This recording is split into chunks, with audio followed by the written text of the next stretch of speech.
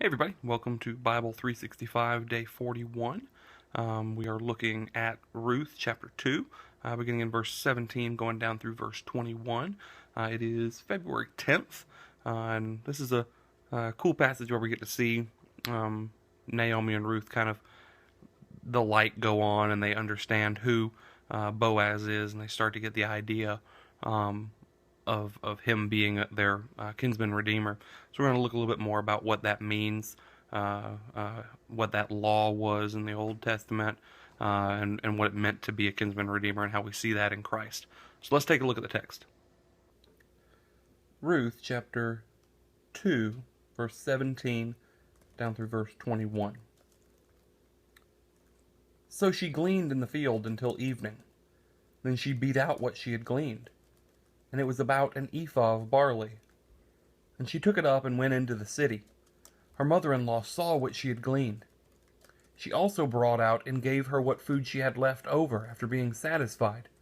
And her mother-in-law said to her, "Where did you glean today? And where have you worked? Blessed be the man who took notice of you."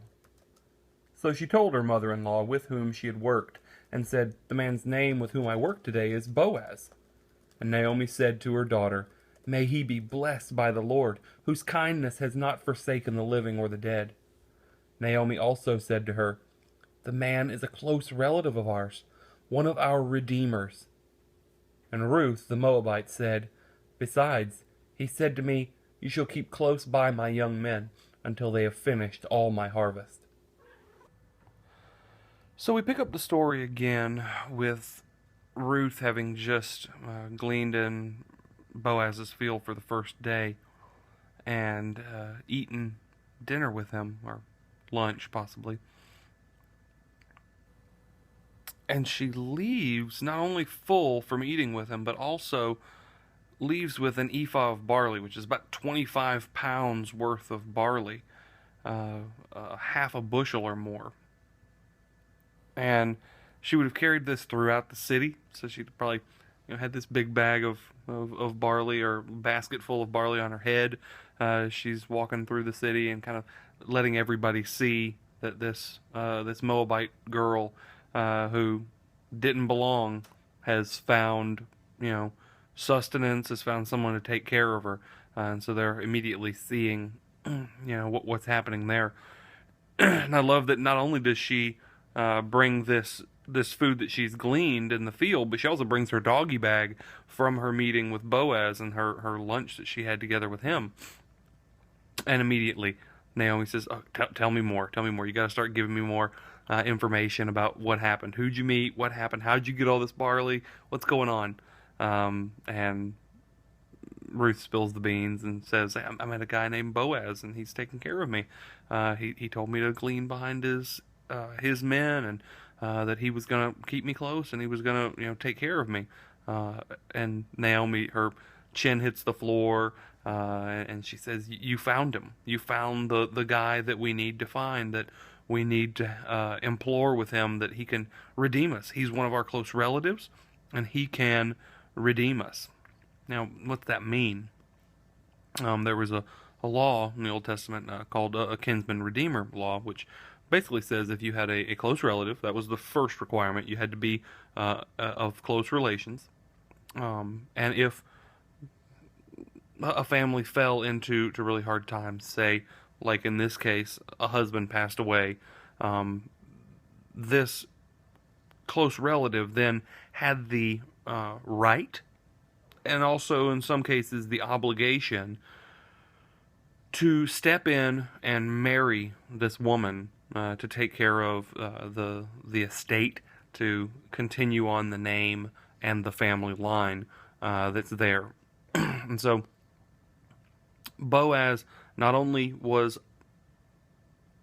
part of the relation, he was part of the family, but two, he had the means to be a redeemer. You couldn't be a poor guy and do this, because you needed to be able to step in and care for these people, care for another family in addition to your own.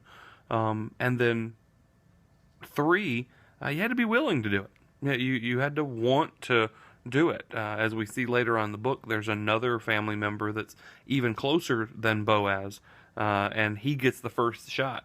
He gets the question of, okay, do you want to redeem her or not? And he chooses not to. So you got to be willing to. And the wonderful thing that we see is not only is Boaz all three of these things, but we also see all three of these things matched in Christ. Christ is our brother. He is our joint heir. And so we are so closely knit to him. Not only is he mentioned as our brother, but also he came to earth as a human, as flesh and blood, to be our kinsman in that way. And so he's close to us. He has unlimited abilities to be able to redeem us and to care for us, and he's willing to. Even when we see him in the Garden of Gethsemane saying, "Oh man, I really wish this cup could pass from me, but nevertheless, not my will, but your will be done." He's showing that his willingness is to go above and beyond to accomplish this goal and this plan of his Father, so that we might be redeemed and receive grace and forgiveness. So, beautiful picture. It's awesome. Naomi gives thanks to God. Thanks God for Boaz, that he is now taking care of them. And Ruth says, yeah, he told me to keep close to his young men until the harvest was finished. So there's now a good amount of time that she knows every day where she's going to be going. She's going to be going into his fields, gleaning. Also, I didn't mention in previous days, but the way that they're doing, that she's going out there to glean, why would she have even thought that she could just go out to this field and start gleaning? Well, back in those days, they would actually cut corners. That's one of the origins of that terminology there, that you can cut corners in something. Well, what they would do is actually kind of round off the corners of the field, and so the corners would be left for the poor. It was kind of the welfare program of that day, that if you needed food, you could go out and pick it and clean it and beat it out so that it was able to be eaten, but you had to go out and do it. And so she said, I'm willing to work, I'm willing to go out there. But then we see Boaz going above and beyond and saying, no, you're not gonna go pick with all the other poor people and whatnot. My guys are gonna drop handfuls for you. Just follow along behind them, and they're gonna leave you plenty, and I'm gonna take care of you. So it's a really good picture of what Jesus does for us. Even though we're poor and destitute, he gives us in abundance, and it's not anything that we have done, no work that we do on our own, but he does it for us. Really cool picture there.